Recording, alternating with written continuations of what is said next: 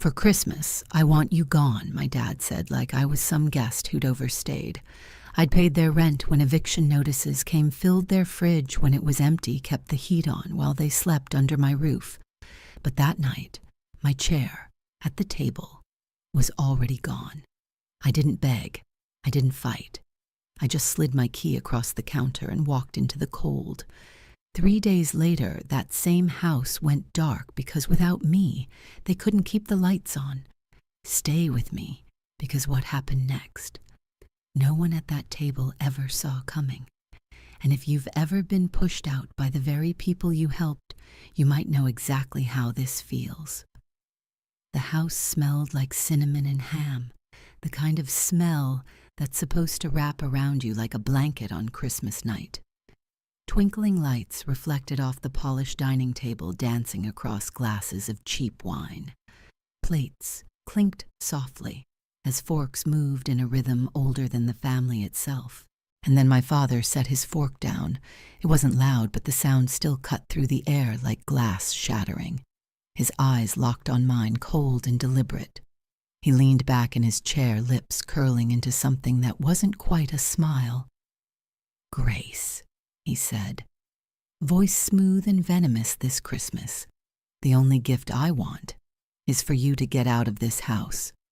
For a second, I thought I'd misheard him. The words were too sharp, too absurd, too cruel to have just been spoken in the middle of Christmas dinner. My mom let out this awkward, brittle laugh, the kind you use to cover something ugly. "Robert," she murmured, as if maybe it was a joke. But he didn't laugh. His gaze stayed locked on mine, unwavering. He meant every syllable. Mia, my little sister, froze mid-bite. She's 16, all wide eyes and unshaped bravery. She's not "stay out of it." My father snapped the warmth of the holiday bleeding out of the room in an instant. I set my fork down slowly, my heartbeat too loud in my ears. I could feel every muscle in my body tense, like my skin itself was bracing for impact. It was almost funny. Every string of lights in this house, every flicker of heat from the furnace, every bite of food on this table, I'd paid for it. The lights, the heat, the Wi-Fi mom streamed her shows on while Dad napped through the afternoons. Without me, this house wouldn't even have running water. And now, on Christmas night, I was the gift to be thrown away. I didn't speak. Not because I didn't have words, but because if I opened my mouth, I wasn't sure if I'd scream or break. I could taste the salt of my own restraint. Dad leaned back further, looking almost relaxed, like finally saying it, finally getting rid of me was some kind of personal victory. "I've been thinking about this for a long time," he said. "You've overstayed your welcome." My mom shifted in her seat, eyes on her plate. No protest. No, don't talk to her that way. Nothing. Just silence. Like maybe she agreed. Mia's fork clinked against her plate as she set it down. "She's not a burden," she said softly, almost like a prayer. Dad's glare snapped to her, and she shrank back, staring at her hands. I inhaled slowly, holding the breath like it might keep me from exploding. Then I said the only word I could manage without shaking. "All right." That one word, calm, flat, seemed to please him. He smirked, picked his fork back up, and cut into his slice of ham like nothing had happened. My mom started eating again, 2 small mechanical bites. No one looked at me. I stood, picked up my plate, and carried it to the sink. My legs felt like they belonged to someone else, someone heavier, someone who'd been walking in the snow for days. I didn't trust myself to look at Mia, but when I did, she was sitting perfectly still, her hands in her lap, eyes darting between me and Dad, like she was waiting for something to explode. I gave her the smallest nod I could manage, my way of saying I'm okay even though I wasn't. I didn't stay to finish dinner. I didn't touch dessert. I walked straight to my room and shut the door. The muffled sounds of cutlery and murmured conversation fading behind me. The darkness in my room felt heavier than usual, like it had been waiting for me. My hands were shaking as I reached for my suitcase. There was no hesitation, no second guessing. If they wanted me gone, fine. But they weren't ready for what gone really meant. They would lose the bills I paid, the stability I provided, the quiet ways I'd kept this place alive for years, and I wasn't going to give them a warning. Downstairs, voices were low but sharp. Mom's soft and unsure, Dad's clipped and certain. The heat kicked on a hum that suddenly felt like my hum, because I'd paid for it, and soon it would be gone. I folded clothes in silence, each one a reminder that my presence here had been reduced to a burden, a problem to be removed like dust from a shelf. This wasn't the first time my father had cut me with his words, but tonight was different. Tonight he'd done it in front of everyone on a night meant for love and peace. And if he thought I would just disappear quietly into the cold, he didn't know me at all. I woke before the sun, long before anyone else. The house was quiet, but not the kind of peaceful quiet you want to savor. This was the kind of stillness that came before a storm, heavy, unnatural. The air was cold enough to make my breath visible in the dim light. Funny, in just a few days it would be even colder. I moved silently, my footsteps slow and deliberate on the creaking floorboards. I didn't want another scene, not because I was afraid of one, but because I wanted my exit to be mine, not his. My suitcase was heavier now. I'd packed the essentials, clothes, toiletries, my laptop, but left behind the things I could live without. A few boxes stacked neatly in the corner, the ones I'd always told myself I'd come back for someday. That someday was gone now. I hauled the first suitcase down the stairs. The wood groaned under my weight, the sound echoing in the sleeping house. I didn't look around. I didn't want to see the living room where I'd strung the lights, the kitchen where I'd cooked meals they never thanked me for. Outside, the air bit at my cheeks. I loaded my car in silence, my fingers stiff from the cold. The trunk shut with a final satisfying thud. Before I got in, I pulled out my phone. The glow of the screen lit my face as I opened my banking app. I scrolled through the list of auto-pay accounts, electric, internet, water, gas, Netflix. All of them in my name. All of them feeding this house. One by one, I canceled them. With each confirmation, I felt lighter. Electricity canceled, internet canceled, gas canceled. 3 weeks, maybe less, before the warmth and light I'd been paying for vanished. Before the Wi-Fi Mom used for her nightly dramas froze mid-scene. Before Dad realized that yelling wouldn't heat the house. I didn't leave a note, no explanation. Let them figure it out when the lights went out and the water turned cold. Seattle was 3 hours north. Chloe lived in a cramped one-bedroom with a couch that sagged in the middle, but when I'd called her last night, she hadn't hesitated. "You can stay here as long as you need," she'd said, and she meant it. That alone made her place warmer than this house had been in years. The drive was quiet. The road stretched ahead like a ribbon of silver under the pale winter sky. My mind replayed last night over and over, his voice sharp as glass. "The only gift I want is for you to get out." By the time I pulled into Chloe's parking lot, the bitterness had settled into something harder. Not rage, not sadness. Something colder. Chloe's smile when she opened the door was real, unforced. Max, her dog, bounded over, tail wagging like I was the best thing that had happened all day.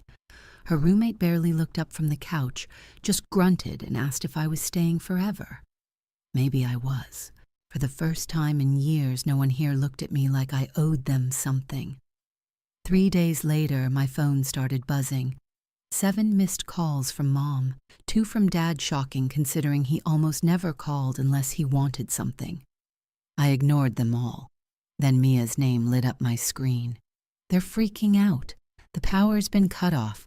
I couldn't help it, a grin spread across my face. They really thought the bills would just pay themselves. Another message, Dad's losing it. He says, "You did something to the house." I could picture it perfectly. Dad stomping around in the dark, his voice bouncing off cold walls, Mom crying over the Wi-Fi being gone. An hour later, Mom called again. This time I answered. "Grace," she said, voice shaky, "we don't know what happened." "The power's out, the internet's down the water, I didn't pay," I said flatly. Silence. "Then you paid for these?" I almost laughed. "Who else did you think was paying for them?" She hesitated. "Your father said," and stopped herself. I already knew what he'd said, that everything would be fine without me, that the house would somehow run itself like magic. "Not my problem anymore," I said and hung up. I thought that would be the end of it. They'd scramble, maybe find work, sell something, or maybe they'd just sit in the dark and blame me. But I was wrong. This wasn't the end. It was only the beginning. It started with a ping. I was halfway through Chloe's stale cereal, scrolling mindlessly, when my phone buzzed with a bank alert. Suspicious login attempt detected. My stomach knotted. I clicked into my account. Nothing had been taken yet, but the activity log made my skin crawl. Failed. Password resets minutes apart, one after another. I didn't need a detective to tell me who it was. Before I could even think, my phone lit up again. Mia. I answered on the first ring. "Grace," she whispered. Her voice was tight, shaky, like she was trying not to be heard. "I was just about to call you. Dad's been on the computer all morning, slamming the keys like he's trying to break them. He keeps yelling about money." "Is he looking for my old passwords?" A pause. Then, "Yeah. Remember that little spiral notebook Mom kept by the desk? He's going through it." Of course. That battered thing had every password I'd made as a teenager, back before I'd learned not to reuse them. "He's wasting his time," I said, forcing my voice to stay calm. Mia's voice dropped even lower. "He's saying you ruined us, that you did this on purpose." And she trailed off. "And what I think he's going to do something stupid." The words made the back of my neck prickle. What does that mean? He's pacing, slamming doors. Mom's crying, trying to calm him down, but he's not listening. He keeps saying, "She's not going to get away with this." I closed my eyes. "Lock your door. If he tries anything crazy, call me right away. Promise me, Mia. I promise." The second we hung up, I went to work, changing every password from bank accounts to email to streaming services. I called my bank, told them someone was trying to break in. They locked my account so tight even I had trouble getting in for a few hours. By the time I logged back in, my chest had stopped burning, but the unease stayed. Cutting them off had been one thing, but this was personal. 3 nights later, Chloe and I were halfway through some trashy reality show when someone banged on the apartment door so hard the picture frames rattled. She muted the TV instantly. "Are you expecting someone?" "No," but I already knew. The second bang was louder. Then a voice, deep and furious, "Grace," opened the door. Chloe's eyes went wide. "Is that your dad?" I got up slowly, every muscle taut. One glance through the peephole, and there he was, Robert, fists clenched, breathing like a bull about to charge. "Grace," he barked, "you think you can just walk away from this?" I stepped back from the door, my pulse thudding in my temples. "Should I call the cops?" Chloe asked. "Yes," I said without hesitation. My voice came out colder than I expected. She was already dialing when his fist slammed into the door again. "You owe us. You don't get to run off and leave us to starve."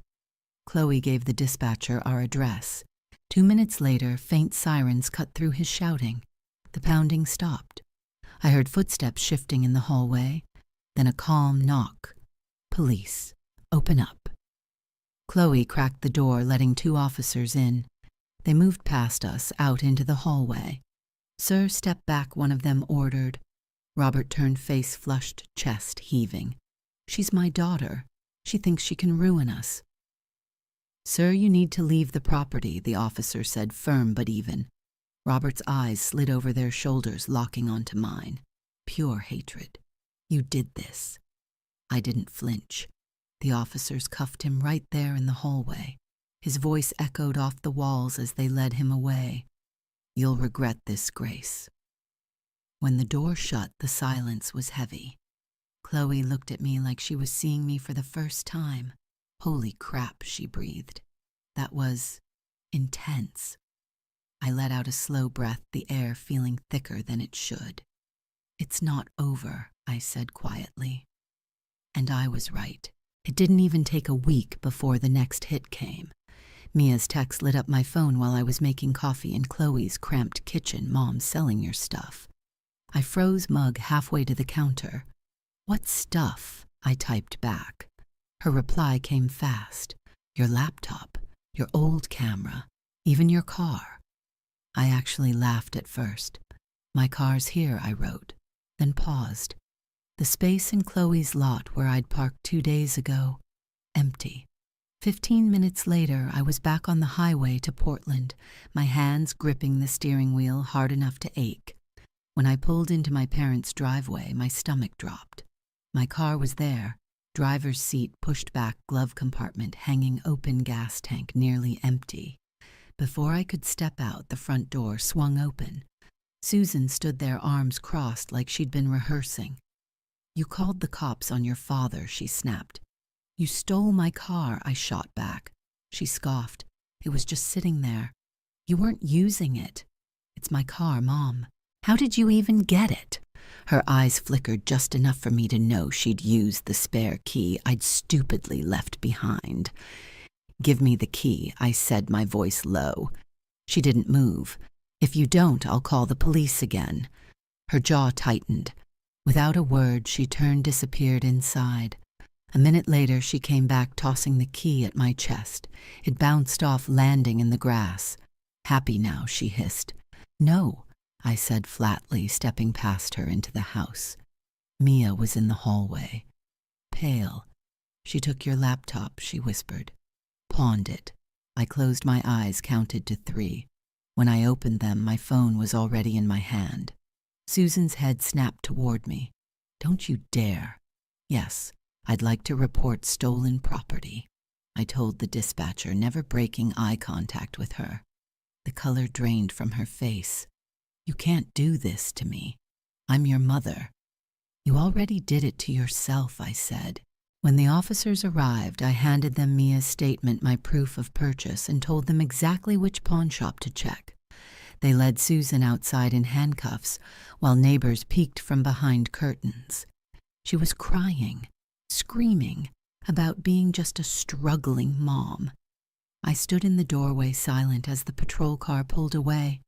Mia came to stand beside me. Her voice was barely above a whisper. "This is really happening, isn't it?" I said quietly. "It is." But the look in her eyes told me she knew, and I knew it still wasn't over. It was less than 24 hours before my phone buzzed again. An unfamiliar number. Just 4 words. "You're going to regret this." I didn't need a signature to know who it was. Robert was out. Someone, maybe one of his old drinking buddies, had bailed him. I called Mia immediately. "He's out," she said without preamble. Her voice was tight. "Mom's losing it, crying 1 minute, screaming the next. And Dad, what about him? He said he's coming for you." I didn't waste time. "Stay inside. Lock your door. Call me if anything happens." Then I drove straight back to the house. 2 patrol cars were already there, the same officers from yesterday, finishing paperwork on Susan's arrest. I walked up to them. "Can I go in and get the rest of my things?" One nodded. "As long as your sister's okay with it." Mia was already at the stairs. "Let's make it quick." We moved fast, clothes, books, random things I'd left behind, thinking I'd come back for them someday. Not anymore. I was carrying the last box to my car when headlights cut across the driveway. A dark sedan rolled in slow, then stopped hard. Robert got out. He slammed the door so hard the sound cracked through the cold air. He started toward me with that same bull-like fury I'd seen in Chloe's hallway. I set the box down and stepped forward, my voice carrying, You come near me and I'll file for a restraining order. Lifetime." His hands curled into fists. "You think you're better than us?" I smiled, not because it was funny, but because I saw the flicker of rage in his eyes. "I know I am." For a moment I thought he'd swing at me right there in front of the cops, but one of the officers stepped forward. "Sir, you need to leave the premises." Robert's jaw flexed, but he turned back toward his car, muttering curses. Tires squealed as he tore down the street. I loaded the box into my trunk. Mia stood on the porch, arms wrapped around herself. "I don't want to stay here," she said quietly. I know I told her. 2 more years. You can do it.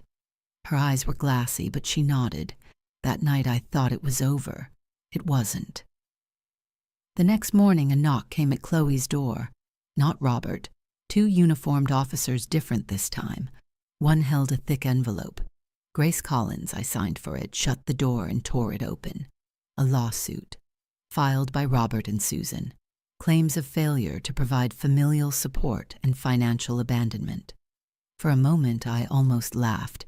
It was so absurd I could picture Robert grinning as he signed the paperwork, thinking this was the move that would finally hurt me. I didn't call a lawyer right away. I called Mia.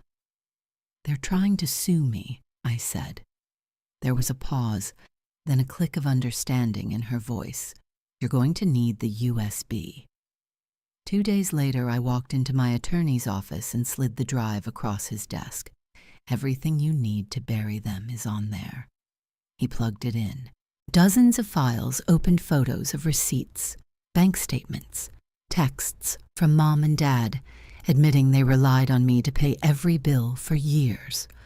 Videos of Robert drunkenly ranting about letting Grace handle the money because she owes us. It took less than a month for the case to be dismissed. Their big move had just handed me a permanent legal record of their dependence and their abuse. And this time, there was no appeal. Freedom didn't roar. It arrived like a refrigerator hum in a small apartment at 2 a.m. Steady and ordinary, and impossible to unhear once you notice it. I signed the lease on a studio 10 minutes from Chloe's place in Seattle. 1 room, a window that looked into an alley, a heater that clicked awake like it was making up its mind. It wasn't much. It was mine. No voices through thin walls, no footsteps measuring my usefulness, no one standing over me with a hand out. I slept with my phone on airplane mode and woke up to silence that didn't feel like punishment. I changed everything: passwords, forwarding address, 2-factor codes that dinged only on my new number. I blocked both of them, and anyone connected enough to carry messages they were too cowardly to send themselves. The first week I kept checking the peephole like a reflex. After the second week I stopped. Mia called from her friend's phone when it was safe.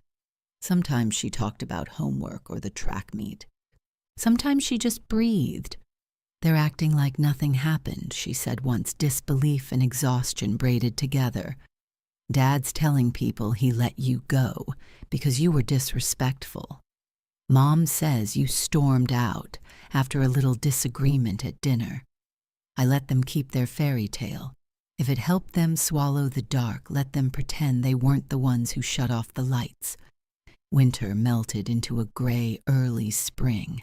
I took a second shift that wasn't glamorous, and a freelance thing that was numbers I could tame, budgets that balanced columns, that made sense because I made them make sense.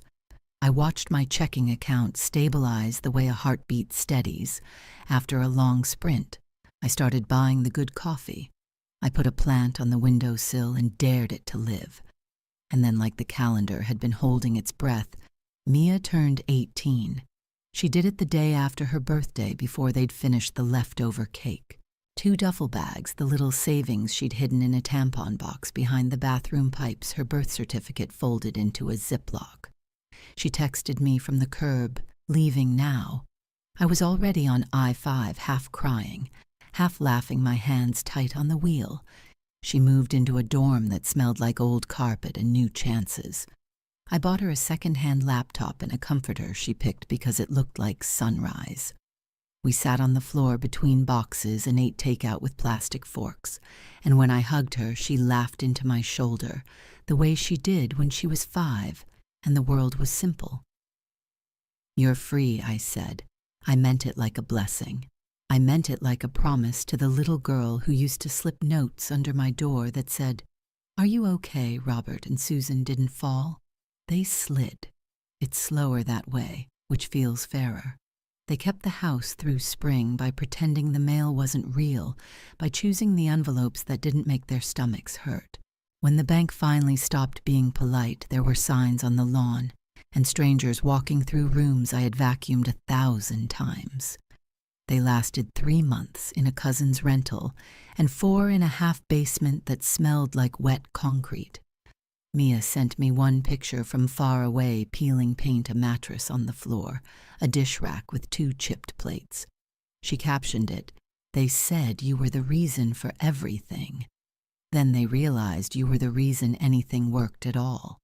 They tried to contact me around then. A Facebook message from an account with no photo, "Can we talk?" An envelope with no return address that felt heavy with apology and light with responsibility. A text from an unknown number that began with, "We're family," and ended with, "You owe us." I let them float away unopened, unsaved, unanswered. There is a difference between silence and surrender. Mine was a choice. Sometimes, when the city was loud and my apartment small, I thought about the lawsuit that backfired and wondered if that was the last story they'd tell about me in rooms I would never enter. She ruined us. I imagined the pause after the soft correction that came, whether they said it out loud or not. We were already ruined. She stopped paying the bill for the ruin. Mia came up on weekends. We learned the shape of a family that doesn't hurt. We bought groceries we liked and didn't justify them to anyone. On Sundays, we walked dogs at a shelter and gave them names that sounded like second chances. She studied. I worked. We stacked small, decent days like bricks and watched a life appear where there hadn't been one. It is astonishing how quickly you relearn the ordinary when no one is taking it from you. The first Christmas, after everything, I left the lights in their box. No tree, no garland. I made cocoa on the stove and left the TV off. The evening held still around me like a lake at midnight. Across the alley, someone's window glowed warm, and voices rose and fell in the shape of a family I didn't want anymore. I thought about a fork set down, about a line spoken like a toast. "The only gift I want is for you to get out of this house." I let the words pass through me and kept what was valuable, not the cruelty, not the dismissal, only the proof. Leaving had always been my gift. I just hadn't wrapped it yet. The second Christmas, Mia came up with a suitcase and a grin and a bag of cheap tinsel. We hung exactly 1 strand over the curtain rod. "Minimalist," she declared. We cooked badly and laughed hard. At midnight, we stood at the window and watched a scatter of fireworks break against the low clouds. The heater clicked on faithful and affordable. She glanced at me, a question. "They're the oldest kind. Are we okay now?" I nodded. We were more than okay. We were unclaimed. I still pass through Portland sometimes. I don't drive past the old house. It doesn't belong to them, and it never belonged to me in the way I wanted. It belongs to the winter that finished, to the year the lights went out and showed me the shape of every exit. I park in front of a coffee shop that didn't used to be there and order the good roast, no apology. If I think of Robert, I hope he found something quiet inside himself and learned to listen to it. If I think of Susan, I hope she learned the difference between love and need. Hope is free, and it costs me nothing to spend it. People like to ask about regret, like it's a test you either pass or fail.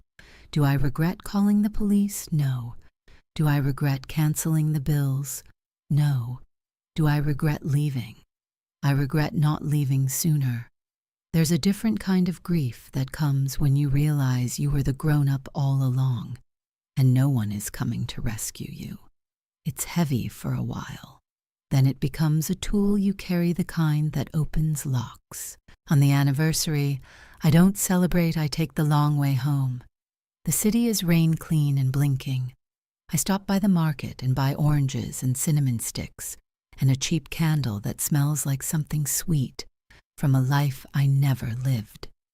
In my kitchen, I set the candle on the counter and light it. The flame stands up sure of itself. Mia texts a photo from her campus window, snow dusting the quad, a line of footprints that look like punctuation. 2 finals left. Then I'm yours for Coco, she writes. I send back a picture of the candle and the single strand of tinsel we saved in a drawer. I'll be here. Heat's on. Lights too. I stand at the window while water begins to simmer, and for a moment I can hear the distant echo of cutlery and the old voice that tried to make me small. The echo passes. The kettle sings. I turn off the stove, pour the water, and watch steam rise like a promise kept. The truth is simple and doesn't need to be shouted. I was never the gift they wanted. I was the one I finally chose. And this year, every year, the only thing I want for Christmas is exactly what I already have: a door that locks from the inside, a room warmed by my own hands, and a silence that belongs to me. If this story stayed with you, give it a like, share it with someone who needs to hear it, and subscribe so you don't miss the next chapter. Your support helps these voices be heard,